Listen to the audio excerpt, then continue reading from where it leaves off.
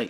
सन्मान्य सभापती महोदय, सन्मान्य सदस्या श्रीमती माधवीताईंनी समुपदेशन महिला समुपदेशन केंद्राच्या बद्दल आणि त्यामधल्या समुपदेशकांबद्दलच्या एक महत्त्वपूर्ण विषयावर सभागृहाचं लक्ष वेधलेलं आहे.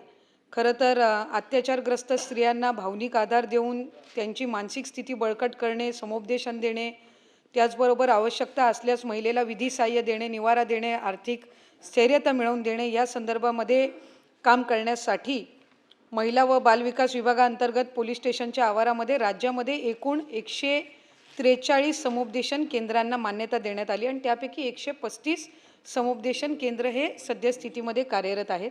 महिला व बालविकास विभागाअंतर्गत ज्याच्याबद्दल इथं सन्मान्य सदस्य महोदयांनी सुद्धा नमूद केलं, मुंबई शहर आणि उपनगर जिल्ह्यातील समुपदेशक यांना 15,000, इतर जिल्ह्यातील समुपदेशक यांना 12,000, समन्वयक यांना 25,000, तसेच समुपदेशन केंद्रास प्रशिक्षण आणि कार्यशाळेसाठी 30,000 व प्रशासकीय खर्चासाठी 13,366 इतका निधी देण्यात येतो.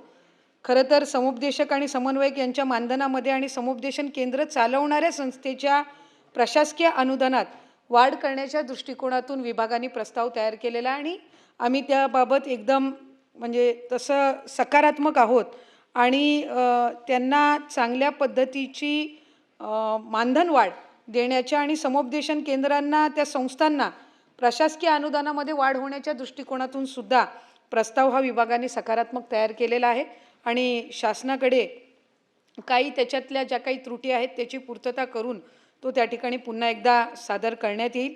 या व्यतिरिक्त ज्या वाढीव समुपदेशन केंद्राच्या म्हणजे तालुकास्तरीय ते आणखीन व्हावे या संदर्भामध्ये ताईंनी जी काही या ठिकाणी लक्ष वेधून घेतलेलं आहे. खरं तर मुंबई उच्च न्यायालयातील क्रिमिनल अपील नंबर 359/2008 मधील आदेशानुसार तालुका स्तरावर 105 समुपदेशन केंद्रे स्थापन करण्याच्या दृष्टीने सुरुवातीला 35 जिल्ह्यामध्ये प्रत्येक जिल्ह्यात 3-3 समुपदेशन केंद्र ही उपलब्ध सुरू करण्यात आली. एकूण 104 समुपदेशन केंद्रांना मंजुरी देण्यात आली. तसेच यापूर्वी कार्यरत असलेल्या 39 महिला समुपदेशन केंद्र व माननीय मुंबई उच्च न्यायालयाने वरीलप्रमाणे दिलेल्या आदेशानुसार ती स्थापनही करण्यात आली. आता तालुकास्तरीय करण्याच्या दृष्टिकोनातून सुद्धा विभाग हा प्रस्ताव तयार करत आहे आणि त्या दृष्टिकोनातून समुपदेशन केंद्र सक्षमपणे चालू राहण्याच्या दृष्टिकोनातून अधिक त्याला सक्षमता मिळण्याच्या दृष्टिकोनातून आदर्श मानक कार्यप्रणाली SOP सुद्धा तयार ही करण्यात येत आहे. त्यामुळे या संबंध बाबीबद्दल सकारात्मक विभाग हे समुपदेशन केंद्र सक्षम करण्याच्या दृष्टिकोनातून काम करत आहे.